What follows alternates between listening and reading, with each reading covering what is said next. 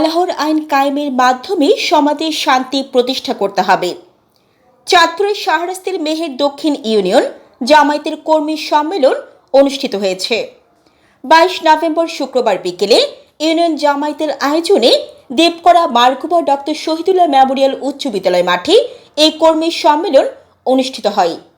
মেহের দক্ষিণ ইউনিয়ন জামায়াতে ইসলামের আমির এস.এম. আব্দুল আওয়ালের সভাপতিত্বে সম্মেলনে প্রধান অতিথির বক্তব্য রাখেন বাংলাদেশ জামায়াতে ইসলামী চাঁদপুর জেলার সহকারী সেক্রেটারি ও চাঁদপুর 5 শাহরাস্তি হাজীগঞ্জ নির্বাচনী এলাকার জামায়াতে ইসলামের মনোনীত এমপি প্রার্থী অধ্যাপক মাওলানা আবুল হোসাইন।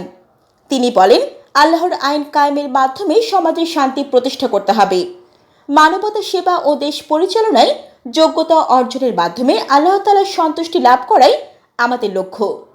ইউনিয়ন জামায়াতের নায়েবে আমির মাস্টার মোহাম্মদ মোস্তাফিজুর রহমান ও সেক্রেটারি এস.এ. মায়াদের যৌথ সঞ্চালনায় বিশেষ অতিথির বক্তব্য রাখেন জামায়াতে ইসলামী শাহরাস্তি উপজেলা আমির মোহাম্মদ মোস্তফা কামাল, নায়েবে আমির বাদশাহ ফয়সাল, উপজেলা সেক্রেটারি মাওলানা মোহাম্মদ মাইন উদ্দিন।